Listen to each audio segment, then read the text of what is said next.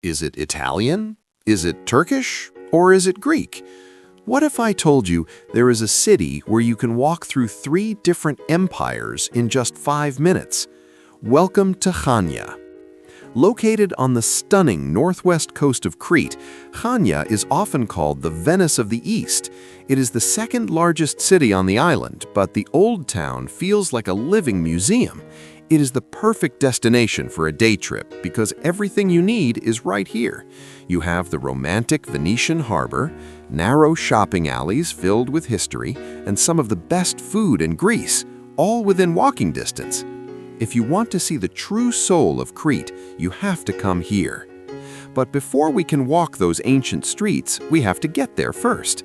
They say the journey matters more than the destination, and when the destination is Chania, the competition is tough. Today, we're driving west across Crete.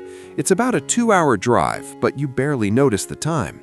You have the massive white mountains rising on your left and the deep blue Aegean Sea stretching out on your right. It is the perfect start to the adventure. We parked just outside the old town and started walking. Immediately, you're surrounded by history. We walked past the remains of the old fortification walls and stumbled upon this tiny gem, the Church of Saint Roch. It was built by the Venetians back in 1630 to protect the city from the plague. It's these little details in the side streets that make walking here so special. As we hit the water, the scale of history just opens up. These massive stone arches are the Venetian shipyards, where they used to build warships in the 1500s. Just a few steps later, the architecture changes completely. This building with the pinkish domes is the Mosque of the Janissaries, the oldest Ottoman building in Crete. And standing guard at the harbor entrance is the famous Egyptian lighthouse. It's rare to see 3 different empires in one single glance. After soaking up the sun, we dived into the narrow backstreets. Shopping here is an adventure. You see the famous Greek evil eye everywhere. We found some great deals too.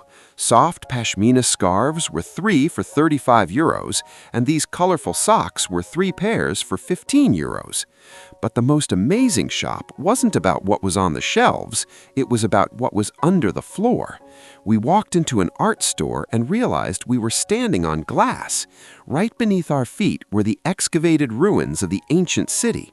It's a strange feeling to shop for souvenirs while hovering over thousands of years of history.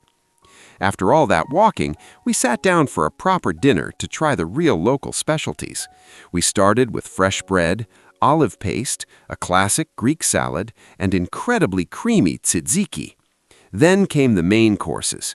First, bureki, a special layered pie made with zucchini and potatoes that you mostly find only here in Chania. And for the meat, we ordered katsikaki, which is tender goat fillet. It was cooked so perfectly it was falling off the bone. To finish, the hospitality kicked in. They brought us complimentary raki and semolina halva. They say the raki helps with digestion, so who am I to argue with tradition? But we weren't ready to end the night just yet. To walk off that massive dinner, we strolled along the waterfront and decided to stop for a coffee. There's something so relaxing about sitting at a cafe at night right next to the water. The air was cool, the crowds had calmed down, and sipping a coffee while listening to the gentle waves was the perfect pause. Continuing our walk, we saw that the Mosque of the Janissaries was open. We stepped inside and realized it's actually an art gallery. Seeing colorful local paintings inside a 400-year-old stone building was stunning. Outside, the harbor had completely transformed. The water turned into a mirror, reflecting the lights of the restaurants and the lighthouse. It was magical. We stayed at the Elia Palatino Hotel right in the old town. For just 78 euros, the room was modern and comfortable, an absolute steal for this location. But the real surprise was the next morning. The breakfast buffet was unbelievable. Fresh local cheeses, olives, nuts, and hot dishes. It was a luxury spread for a budget price. If you could take one memory from these stone streets home with you, would it be the sunset over the lighthouse or the taste of that cinnamon halva? We're leaving the city history behind now for something wilder. In the next video, we're trading the car for a boat to visit the famous Balos beach. The waters there are unlike anything you've ever seen.